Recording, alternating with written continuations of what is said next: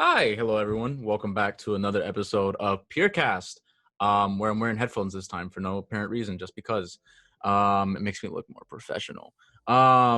Today we are talking about the Victim Empowerment Program. You've probably heard that a bunch of times, but what is the Victim Empowerment Program, right? And then we'll get into other factors around that.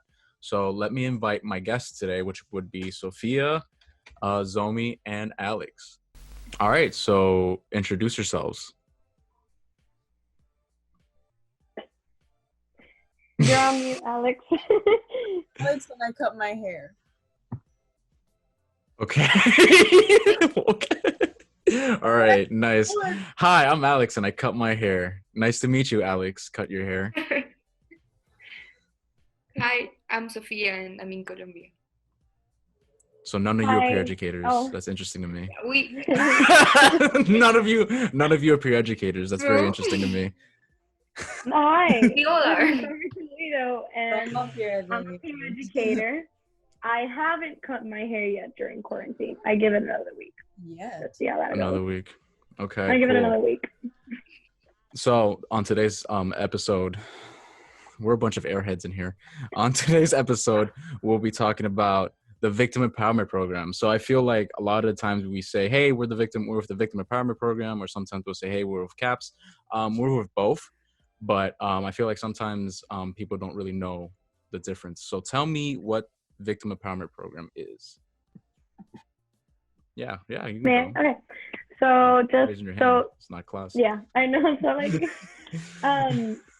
so let me go a little bit farther back to also clear up the whole CAPS and VEP confusion. Please do So think of CAPS as like a big umbrella, and VEP is just part of it. Or you can think of CAPS as a big tree, and VEP is part of its branches.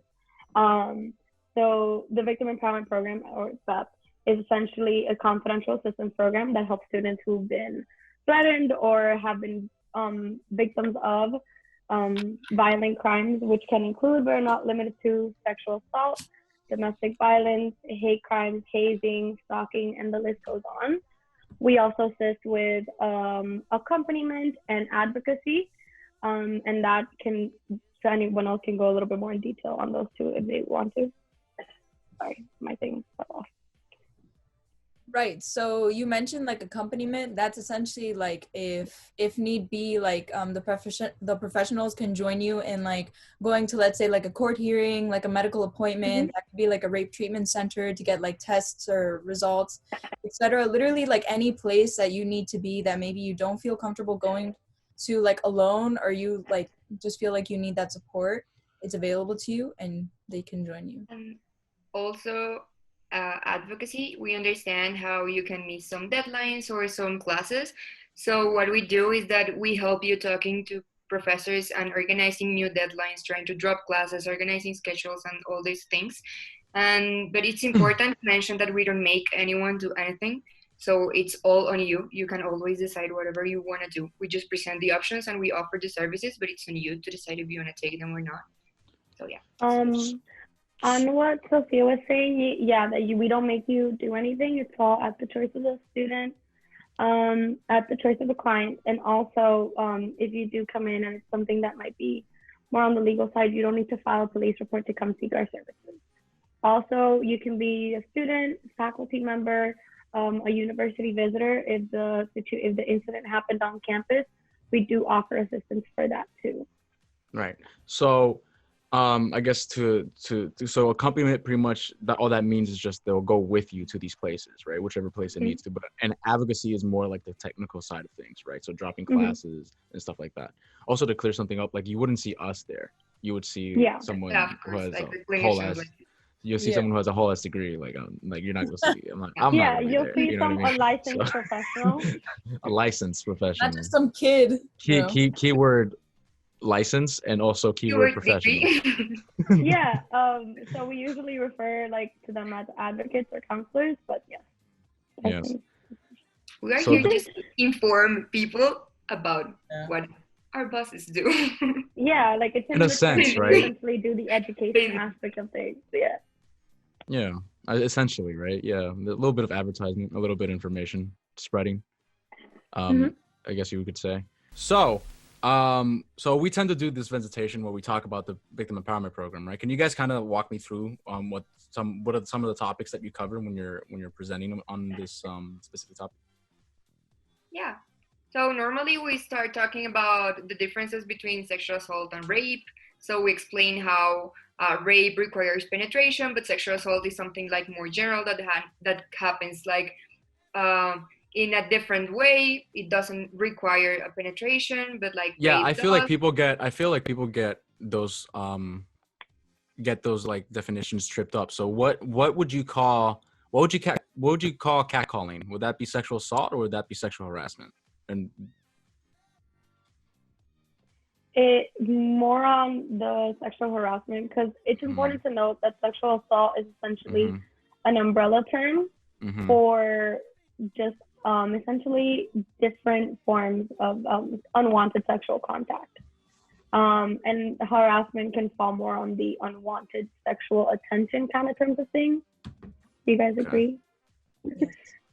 Okay. Yeah, okay. All right. Yeah, because I feel like people get those definitions tripped up, right? Yeah, like yeah. Go, normally Sophia, I'm people sorry. think that they're like rape and sexual assault are actually the same thing, and it's you see normally the faces when you're doing the presentation of people when you explain the differences, and they're like, oh wait, isn't it the same thing? So yeah, there's a little bit of confusion in that part, so it's important for us to clarify that it's different, and like the differences between that, and then we talk about a little bit about relationships, and yeah, we start jumping into victims and different types of victims and who is a victim. So let me ask you a question. When you're doing these presentations, what's kind of the most in regards to victims, right? Kind of one is the most what's the word that I'm looking for? You get something wrong? Yeah, like What do you the problem that we see is misconceptions. Yeah. So when you're doing these presentations, what's kind of the biggest misconception that you get a lot when it comes to victims? Yeah, so victim blaming, it's of course one of the biggest things, because normally people have comments like, oh yeah, because you wore that, so like you were wearing that, it's on you. It's never on the victims. So that's something that we really like to clarify. Victim blaming is a huge problem that we should really talk about, I think. And we see it a lot, because like I see it a lot in like, so I've taken victimology classes and stuff, and we did analyze a lot of news outlets that unknowingly participated in victim blaming, and that victim blaming is part of not even, sometimes it isn't even intentional. It's a much rooted issue that we have a misconception that there's something the victim could have done differently, and that's not the case. Nothing that you were doing, you were wearing, what you were drinking, none of that in any way, shape, or form gives anyone the right to put their hands on you without your consent. In no way, shape, or form. We often see it in news media outlets where they describe what the victim was doing, and they paint the victim in a negative light. Sometimes unknowingly, they do that, and it makes the public perceive that it was the victim's fault, but in no way, shape, or form does that mean that it was the victim's fault. There's nothing they could have done to change that. Yeah, it kind of frustrates me. It kind of frustrates me, right? Because when you have like people say like, oh, you shouldn't have worn that, right? Like you shouldn't have worn that to go out. Like what else do you expect to happen? Like that pisses me off because it's like, it's the idea of if you leave a bank vault open, they're gonna go in and steal your money, right? I personally think we should live in a world where I can leave the bank vault open and no one goes in there. You get me? Like it's not your money. You can't take. You get me? So I would much rather live in a world like that than, you know what I'm saying? Yeah, so like I personally. Yeah, what's up, Alex? No, like in a world where like you can go out, have a good time with your friends, and know that like you won't become a victim because of what you're doing, and like you can just exist. And that's kind of hard, right? Especially for the news, and like especially for like in the college age, like our ages right now, 18 to 24, I think it is. It's like we're at the most risk, and that's like every gender. It's not just women, and it's like we don't even realize that, and it can happen to anybody, and it's not the victim's fault ever. Yeah, and this victim blaming thing, like I totally agree with what Eliandro was saying. It's not a personal thing. It's not that you believe that it's your fault because you're a victim. It's a society thing. So like it's the culture that makes you think that was your fault. So it's the rape culture that's the problem. It's the blaming the Ooh, victim. get into that. Get into that. Culture. Yeah, so it's like Go off, queen.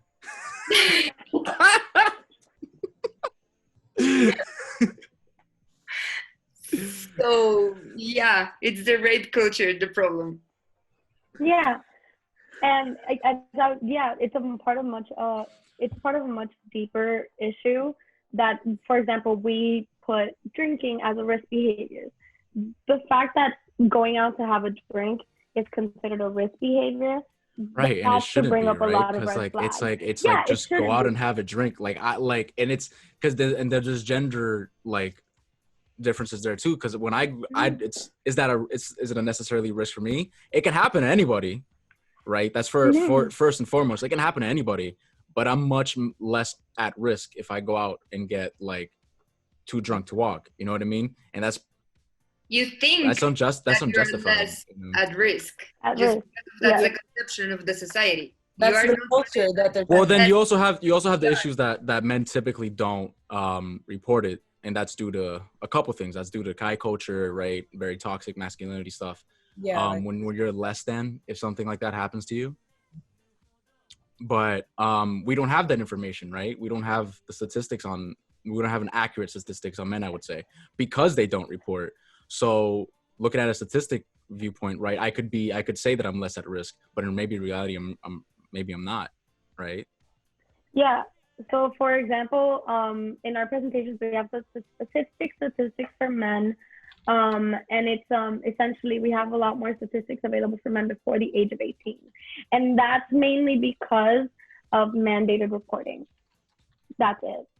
So the main Well, hold reason on. that To we can explain what mandated reporting is. okay, so mandated reporting, so we are considered mandated reporters. If you work with children, We you're sure are. considered a mandated reporter. So if a child, for example, comes up to you and tells you that as far as the situation was going on, you have to report that and report it to the authorities. So the authorities collect that information and collect that report, and it goes into a database for data collection on crime rates. yeah. So That's why like we know. when like past the age of 18, like that reporting isn't mandated anymore. There's like no legal reason to. It's up to you. so yeah. And You choose. we already know that the reporting rate for women is extremely low. We know that around 60% of sexual assaults are not reported. And let alone men, and victimization for men and women, even though victimization happens in both genders, that was very like both genders, sorry. We know that victimization happens just in both genders. It does happen differently, and the responses are different because of societal stigmas, because of societal pressures, because of toxic masculinity. Oftentimes men just don't come forward to talk about it at all, because of the fear of being seen as less than. While as women usually don't come to talk forward to talk about it, mainly because of the victim blaming side of it. Like, okay, why was this going on? Why X, Y, or Z? And also the amount of scrutiny they sometimes face and backlash from their family members and friends from coming forward. Mm-hmm. And we also know in LGBTQA communities, we also don't have that many statistics available because one, it kind of is putting yourself at risk when you do report. You do end up putting yourself in a position where the fear of essentially coming out, especially if you're not out yet, it does put you in a situation of high risk. So we don't have a lot of statistics available because, again, there is we can't talk about it because there's already enough stigma surrounding the community. So yeah. I mean, typically like 58% of like it's non-binary and trans people or genderqueer, basically any type of like non-binary gender. 58% of them are like in the past year have interacted with law enforcement, and they have been repeatedly misgendered, they've been harassed, they've been physically assaulted. As a result, like they just don't feel comfortable doing so, and 57% of them don't even do it because of that fear. So it's like 58% it's already happened to them. They've been misgendered and harassed, and 57% just don't do it because it's that fear of like, you may be outed, you may be misgendered, you may be like not taken into account because it's like, oh, you fall under this like, and So like, it's already hard, right? Admitting that something happened, right? For some people. So in the LGBT QA community, it becomes even harder, right? Due to the other issues that you were talking about. Mm-hmm.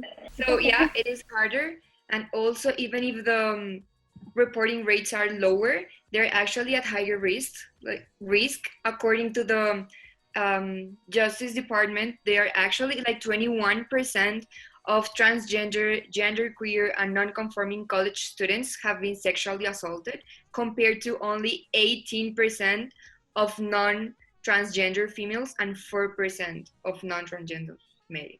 So it's actually they're at higher risk, but the reporting rates are lower because of what Alex and Sumi were saying. yeah. And we already know, especially for trans women. So trans women are already at high risk. So we know, especially for African American trans women, their life expectancy is at like a 30 to 40 age. And it's mainly because of hate crimes committed against them. So just that alone puts them in a very susceptible position. And then just coming out and kind of like facing their assaulter puts them at a much higher risk. So there is that issue that is just like, okay, I have to kind of measure out how risky will it be for me to have to not only face the legal system, not only have to face the perpetrator. So there's a lot with that. There's lots of high risk, and it's a very scary situation. It really is. So that's some heavy stuff, right? Yeah. So this is not to say that sexual assault or rape or any type of victimization isn't happening, but the rate of sexual assault and rape has fallen 63% since 1993. So Which that is good news, right? Yeah, of course it's a good news. Yeah, it's a good news. It's good news. Yeah. But it's not saying that it doesn't still occur. It's just definitely fallen a lot from 1993. Why do you think it's fallen? Rough. Well, there has been a change in the way that we talk about sexual assault. There has been a change in the way that we talk about victimization. Especially now, survivors are given a platform to talk about what their experiences are. They're given a platform to be able to feel safe if they do choose to take the legal route. There is more education on the topic. There's more education on the after effects. There's more education on the trauma aspect of it. The fact that we're even sitting here and doing this, right? Like I was about to go on the idea of like the fact that we're here educators before anyone can become a survivor or a victim. We're here to show like steps and like tips and tricks to maybe like, it's not saying that like what you do will control what happens, but you can stay safe. Like you can stay with your friends at an event, you can cover your drink, do things to make sure that like you're a bit safer. Mm-hmm. Yeah. Without saying that any of your actions will make you a victim. Exactly. Not at all. We're just the fact that we're talking about it, and the fact that you are able to know about the topic and to like feel comfortable to talk about it and know that there's a space to which you can go and ask questions and just like make sure that you know everything that you want to. It's great. Like I'm sure that this that we're doing right now was not possible some years ago, and that's one of the reasons why it's better. Also, the culture itself, I know we do talk a lot about rape culture and victim blaming and how it is still a prominent thing. It's the way we address it and the way that we do talk about it has changed immensely. The way that we do call each other out now, like I guy friends, like guys, because we always say guys will be guys, because again, guys are not the only perpetrators at all. No. But we always say, oh, guys will be guys, guys will be guys. I have seen it, guys calling each other out on comments that are not appropriate. And that has changed. The culture itself has changed. I know it seems like from 1993, it doesn't seem so long ago, but it has changed immensely. And luckily, we're just moving forward. And even laws are now set in place to protect survivors.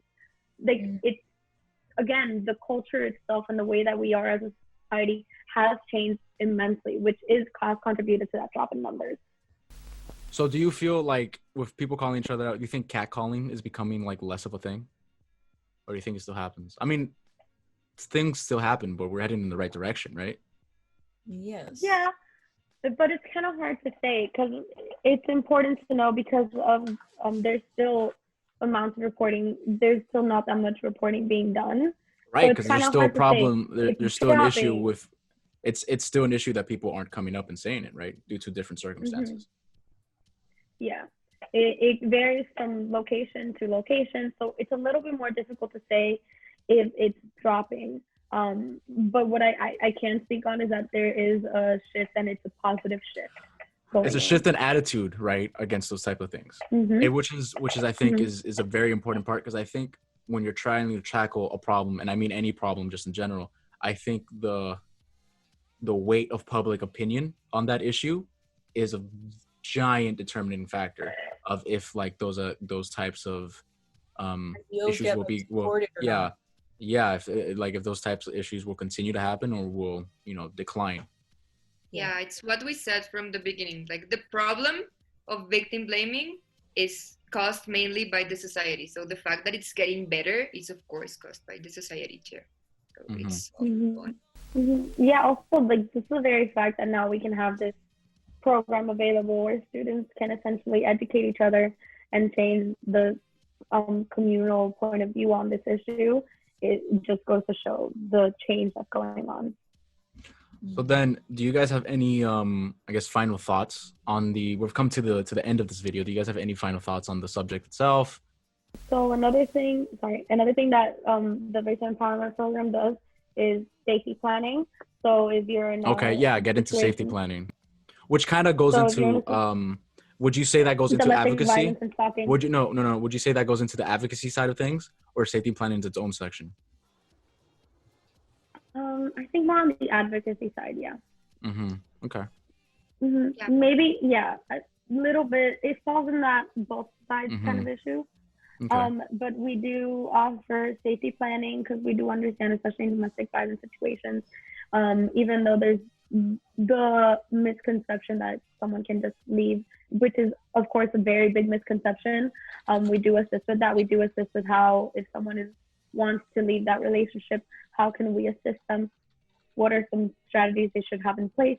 How can we assist them to get out of that situation? Or if they choose not to leave, which that's perfectly fine too, we also do assist in coming up with safety tools that they can use to be safe in that environment.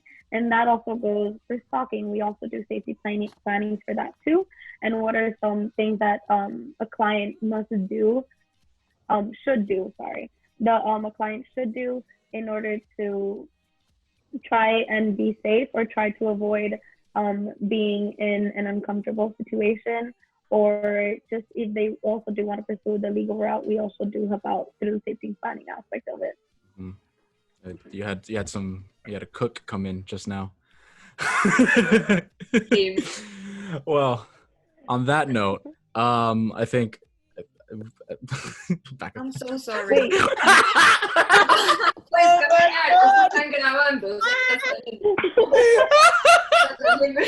That's amazing. Great. Well, I don't know a better way to end it than with that. So thank you guys. Thank you all for coming. Oh my God. You had a again, she looks like she was in Mission Impossible, you know what I mean? Like she's like hiding. She's like oh my God. All right. Well, as always, thank you for tuning in, folks. Thank you guys for coming. Thank you guys for coming. Thank you guys for participating in this episode. Thank you, viewers. And remember, you are not alone. You are not alone. You are not alone. Awesome possum. All right, folks.